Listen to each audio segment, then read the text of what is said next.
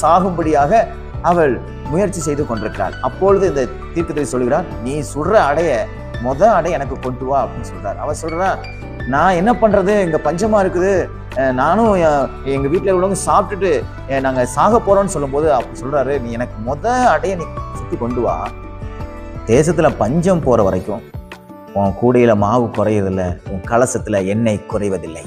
இதுதாங்க ரகசியம். என்ன ரகசியம்? முதல்ல கர்த்தருக்கு இடம் கொடுங்க. மணி நேரம் கர்த்தருக்கு இடம் கொடுங்க. உங்க ஃப்ரெஷ் லைஃபை இயேசு கிறிஸ்துவுக்கு ஒப்பு கொடுங்க.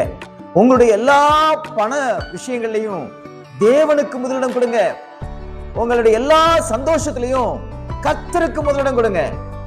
முதல்ல கொடுக்கறது பாருங்க, அதான் பெஸ்டா இருக்கிறது. அந்த முதல்ல கொடுக்கறது.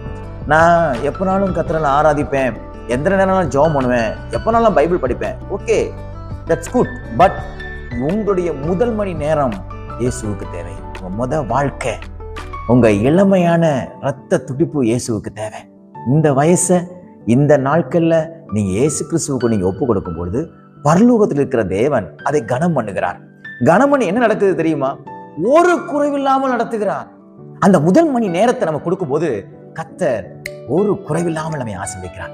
எப்படி எலியா தீர்க்கதரிசி இந்த விதவையை பார்த்து சொன்னாரோ அப்படியே அவருடைய வாழ்க்கையிலே பஞ்சம் தீர்ற வரைக்கும் மாவும் குறையல, எண்ணெயும் குறையல. அப்போ உங்க வாழ்க்கையில படிப்பு விஷயத்துல ஞானம் குறையுதா? தேவனுக்கு முதலிடம் கொடுங்க.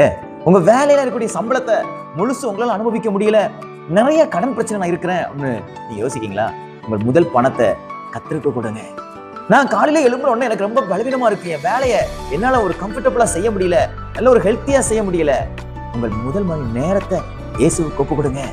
நான் எவ்வளவு முயற்சி பண்றேன், அந்த காரியத்துல சக்சஸ் ஆகணும், இந்த காரியத்துல சக்சஸ் ஆகணும் அப்படின்னு சொல்லி நான் முயற்சி பண்றேன், ஆனா எல்லாம் எனக்கு தோல்வியா முடிஞ்சிருது.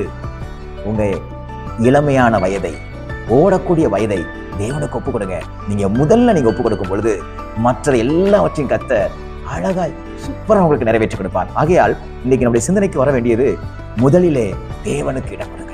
இந்த விதவை கொடுத்தால், வேதத்துல வசனத்தை நீங்கள் படித்து பார்ப்பீர்கள், அவன் சொல்லப்பட்டிருக்கிறது, பஞ்சம் தீருகிற வரைக்கும் அவங்க வீட்டுல மாவும் குறையில, எண்ணெயும் குறையில. அது மட்டும் இல்ல, அவங்க வீட்டுல இருக்கிற எல்லாரும், உறவினர்கள் எல்லாரும் சாப்பிட்டு திருப்தி அடைந்தார்களாம்.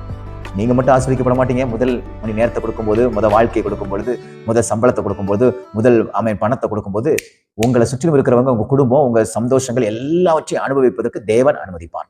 ஆகையால் உங்கள் மூலமாக உங்க குடும்பம் செழிக்கும், தனிப்பட்ட வாழ்க்கை செழிக்கும், உங்க எதிர்காலம் செழிக்கும். ஆகையால் முதல் என்கிற அந்த வார்த்தைக்கு முதலிடம் கொடுத்து, தேவனுக்கு முதலிடம் கொடுத்து, இந்த நாளில் அநேக அற்புதங்களை பெற்றுக் கொள்ளுங்கள். நாள் கர்த்தர் உங்களோடு உங்களை ஆசீர்வதித்து, உங்களை பாதுகாத்து வழிநடத்துவாராக. God bless you.